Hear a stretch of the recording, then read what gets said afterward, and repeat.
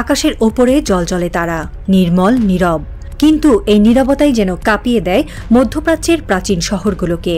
সিরিয়ার জেরায়া, লেবাননের সিদন কিংবা তেহরানের অলিগলি সবখানেই যেন জমে থাকা অস্থিরতা আর এক অদৃশ্য আতঙ্ক। 2025 সালের গ্রীষ্মের রাতগুলো আর আগের মতো নিস্তরঙ্গ নয়, কারণ প্রতিটি নিঃশ্বাসে এখন ঘনিয়ে আসা এক ছায়া, দ্য গ্রেটার ইসরায়েল। এটা কোনো ষড়যন্ত্র তত্ত্ব নয়, ইতিহাস ঘেঁটে দেখা যায় এর ভিত্তি অনেক পুরনো। ইসরায়েলের জাতীয় প্রতীকেই আঁকা রয়েছে সেই মানচিত্র, নাইল নদীর থেকে ইউফ্রেটিস পর্যন্ত বিস্তৃত একটি স্বপ্ন, একটি ধূমায়িত সাম্রাজ্য। আর এই স্বপ্ন পূরণের পথে আজ ইসরায়েল যেন একে একে চিহ্নিত করছে তার বাধাগুলো।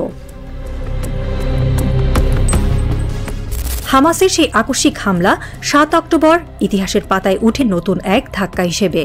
তখনও কেউ ভাবতে পারেনি এটি হতে পারে একটি বৃহৎ পরিকল্পনার ট্রিগার। ইসরায়েল এই হামলার জবাবে শুধু গাজা নয়, পুরো ভূরাজনীতিকে তছনছ করে দিচ্ছে।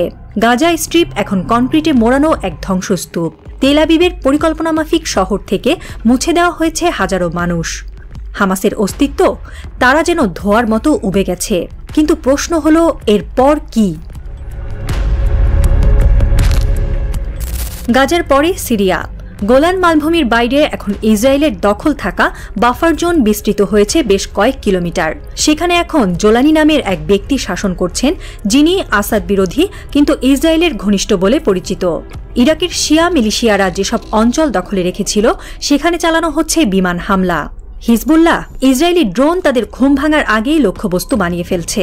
এমনকি ইয়েমেনে হুতি বিদ্রোহীদের ঘাঁটিতেও এখন আমেরিকা ও ইসরায়েল যৌথভাবে আঘাত হানছে। বলা হচ্ছে হুতিদের হুমকি নির্মূল করতে। বাস্তবে এটি একটি বৃহত্তর চিত্রের অংশ মাত্র। তেহরানের আকাশে এখন ইসরায়েলের যুদ্ধবিমান মুক্তভাবে ঘুরে বেড়াচ্ছে। তারা সফলভাবে টার্গেটে আঘাত করেছে। ইরানের সামরিক বাহিনীর চেইন অব কমান্ড ভেঙে পড়েছে। আয়াতুল্লাহ আলী খামেনিও নাকি আছেন ইসরায়েলি গোয়েন্দাদের টার্গেট হিট লিস্টে, যে কোনো সময় তার নাই হয়ে যাওয়ার খবর আসতে পারে। এমনকি ডোনাল্ড ট্রাম্পও তার বিবৃতিতে আয়াতুল্লাহ আলী খামেনিকে প্রচ্ছন্ন হুমকি দিচ্ছেন। যদিও ইরান সরকার দাবি করে তারা সফলভাবে ড্রোন ও মিসাইল ঠেকাচ্ছে, কিন্তু একাধিক স্বাধীন পর্যবেক্ষক বলছেন ইসরায়েল ইতিমধ্যে ইরানের সরকার পতন করানোর কাছাকাছি আছে। ডোনাল্ড ট্রাম্পের এক ঘোষণাই পরিস্থিতিকে আরও ঘোলাটে করেছে। তিনি আমেরিকার নাগরিকদের ইরান থেকে সরে যেতে বলছেন, যেন তেহরান হয়ে উঠছে পরবর্তী যুদ্ধক্ষেত্র। সৌদি আরব, সংযুক্ত আরব আমিরাত, এমনকি জর্ডান সবাই ইসরায়েলি অপারেশনকে অদৃশ্যভাবে মেনে নিচ্ছে। যুক্তরাষ্ট্র তো সরাসরি অস্ত্র ও কূটনৈতিক সহায়তা দিয়ে যাচ্ছে। শুধু ভূরাজনৈতিক নয়, গ্রেটার ইসরায়েল প্রকল্পের পেছনে রয়েছে এক গভীর ধর্মীয় বিশ্বাস। ইহুদি ধর্মমতে মাসিহ বা মেসিয়াহ আসবেন তখনই যখন ইসরায়েল তার ঐতিহাসিক ও ধর্মীয়ভাবে প্রতিশ্রুত ভূমির ওপর পূর্ণ নিয়ন্ত্রণ প্রতিষ্ঠা করতে পারবে। এই প্রতিশ্রুত ভূমির পরিধি বিস্তৃত, নাইল নদী থেকে শুরু করে ইউফ্রেটিস পর্যন্ত।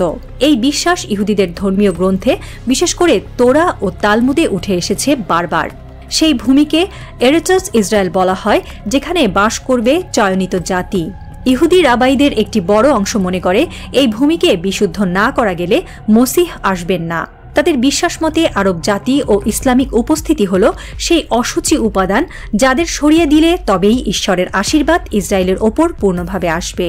ইতিহাসবিদরা বলছেন, তেল আবিব বা নেতানিয়াহুর অফিসে বসে কেবল কূটনীতি বা নিরাপত্তা বিশ্লেষণ হচ্ছে না, বরং মসিহের পথ নির্মাণ করা হচ্ছে এই বিশ্বাস নিয়ে।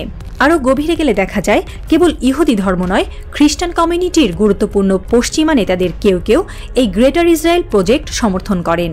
তাদের বিশ্বাস, ইসরায়েল পুরো ভূমি পুনর্দখল করলে তখন যিশুর দ্বিতীয় আগমন হবে। এই দুই বিশ্বাস এখন এক অদ্ভুত জোটে পরিণত হয়েছে। প্রতিটি বিমান হামলা, প্রতিটি এলাকা দখল, প্রতিটি নিরাপত্তা বাফার গড়ে তোলা সবই যেন এক মহাযজ্ঞের অংশ। গ্রেটার ইসরায়েল শুধু রাজনৈতিক মানচিত্র নয়, এটি একটি মেসিয়ানিক থিওলজির বাস্তবায়ন।